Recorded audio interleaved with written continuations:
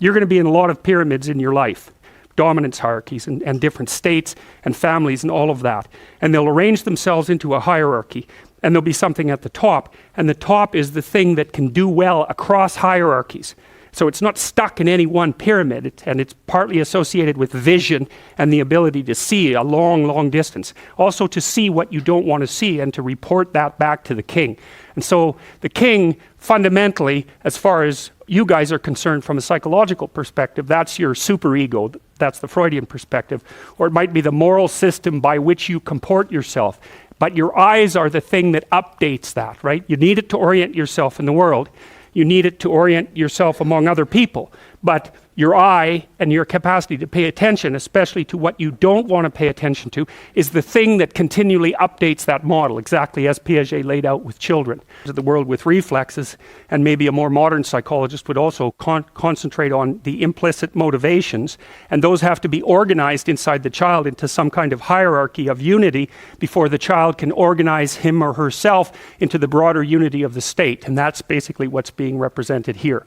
And so Zazu, the eyes of the king, comes to check out the king, and that's, what's his name? What's the king's name? Mufasa, yeah, and he's a very regal-looking person, lion, and he stands up straight and tall, and that means that he's high in serotonin, because serotonin governs postural flexion, and if you're dominant and near the top of hierarchies, you tend to expand so that you look bigger than you could if you shrunk down. And so if you're a low dominant person, you wander around like this so that you look small and weak, and you don't pose a threat to anybody. But if you're at the top, you expand yourself so that you can command the space, and that's why he has that particular kind of regal posture. And if you look at his facial expression, you see that it's quite severe. He's capable of kindness, but he's also harsh and judgmental, and that's what society is like. That's what the superego is like. And what that means is that he's integrated his aggression. And I've seen this happen in my clinical clients when they come in and they're too agreeable. They look like Simba looks later in the movie when he's an adolescent, and he's sort of like a deer in the headlights. Everything is coming in and nothing is coming out. But when the person integrates their shadow and gets the aggressive part of themselves integrated into their personality, their faces harden.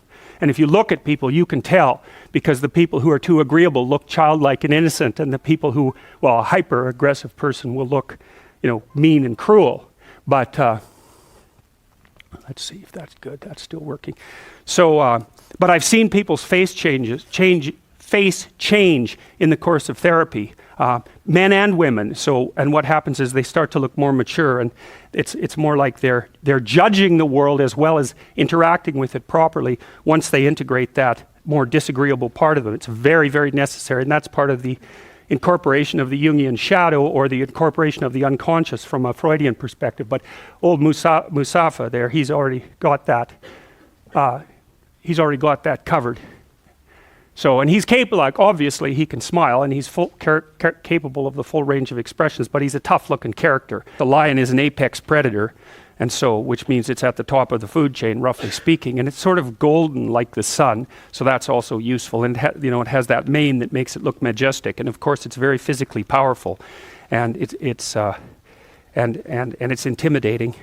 And so it's something that you run away from as well, right? Or you're awestruck by. So the fact that, it's like Snail King just doesn't make any sense, right? But Lion King, that works. And you got to think about those things, because it's not self-evident why a lion would work as a king, but a snail wouldn't. All right, so now Mufasa has taken Simba up to the top of the pyramid, right? So that's the aluminum place, let's say, or the place of the eye where you can really see a long ways, and he's explaining to him what his kingdom is going to be. And you see the sun, of course, appears at that to begin with, and that's another hint about being at the top. That's the illuminated part of the pyramid. And so they're up there talking, and what Mufasa tells Simba is that his kingdom is every place the light has touched. And that's so brilliant. So one of the things you'll notice if you move into a new apartment, you're like a cat. Cats don't like changing houses, and they have to zoom around in every corner to see exactly what the hell's going on there before they calm down. They need to know where they can hide and where the potential dangers are. And what you'll find if you move into a new place, that you will not be comfortable there until you've investigated, potentially cleaned and repaired every single square inch of it. The more attention you pay to it, the more it'll become yours. And that's far more than mere material ownership, which is also relevant. But in order to feel comfortable somewhere and to dominate that place, to be enmeshed in that place, you have to attend to it. You have to shine light on every corner. And you have to do that with yourself and with your relationships as well. And so anyways, Mufasa tells Simba that his kingdom is everything that the light shines on. And that's exactly right. And then there's a metaphor there too, which is that what you've shone light on, which is what you've come to understand and master, is surrounded by an other world of all the things that you don't understand.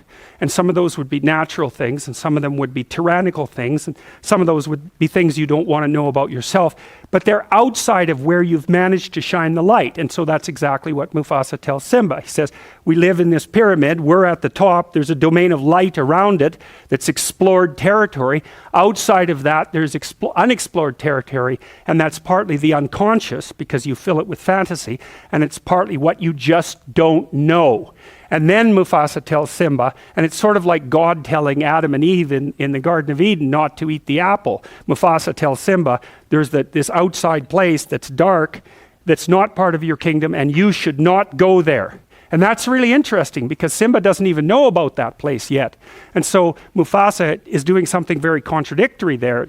It's like telling him that it exists, and heightening his curiosity, but also saying that he shouldn't go there, almost ensuring that that's exactly what Simba is going to do. The state puts pressure on you to regulate your emotions, positive, negative, and positive. And it crushes you. It crushes the life out of you, a lot of it. And so you end up, your age, and you're all mopey because especially because you've been forced to sit down in school for like 17 years.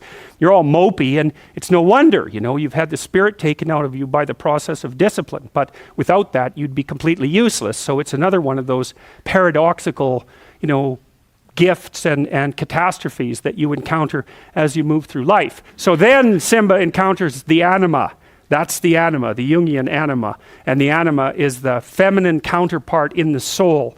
And she, you can tell what she does to him, right? Because she's got this supercilious and what would you say, judgmental and teasy look on her face. And she's really trying to put him down, and it's working like mad. He's not very happy about that at all.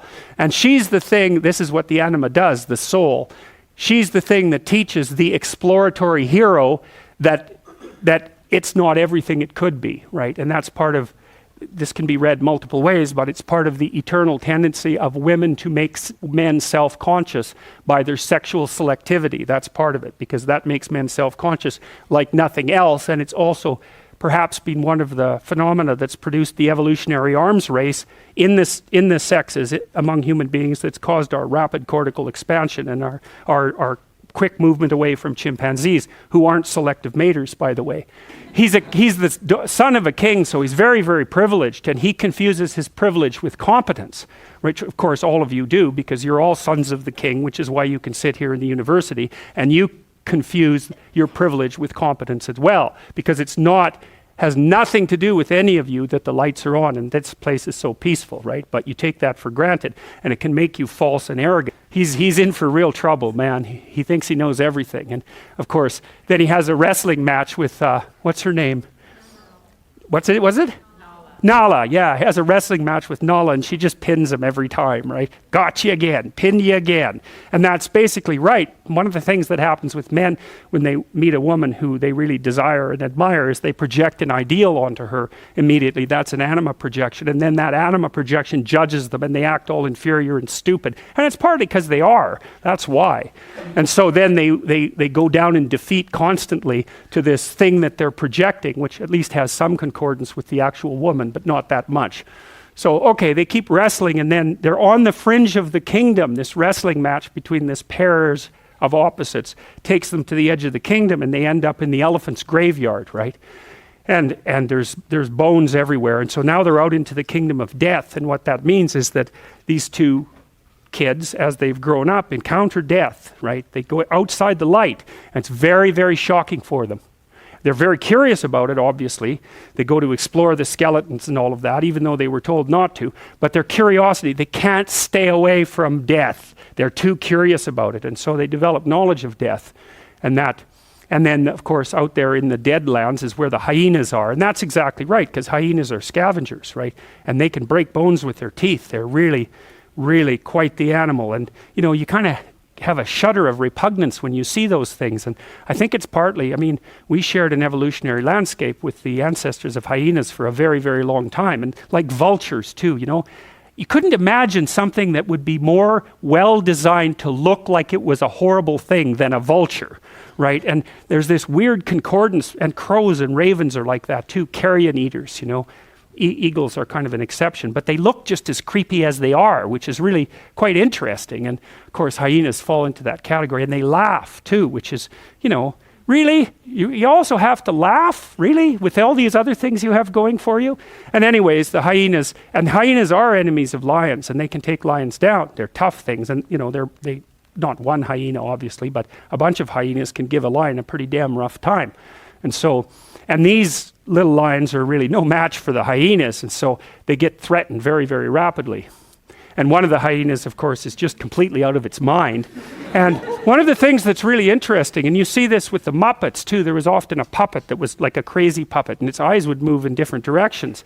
You know, and one of the things that happens with people who are schizophrenic is they show involuntary eye movements.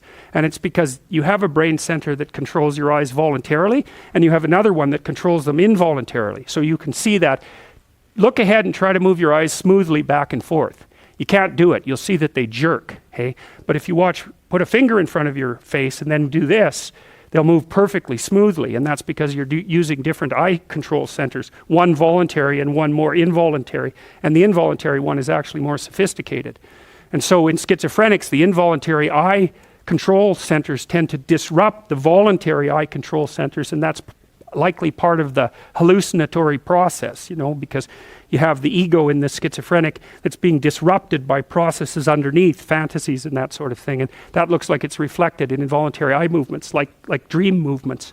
So anyways, so much for the crazy hyena, and they're in real trouble. Now the king's eye, who's supposed to be keeping an eye on this and was supposed to be watching Simba, is trying to intervene, but I mean, look at him.